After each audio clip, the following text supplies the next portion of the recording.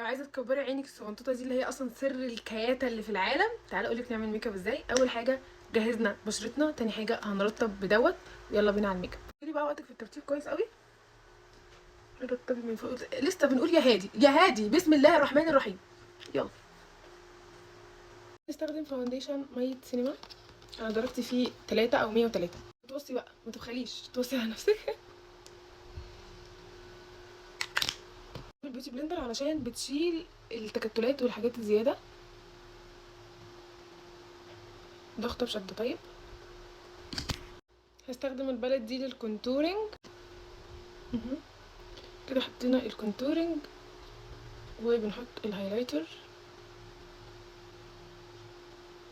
ويلا عشان ندمج.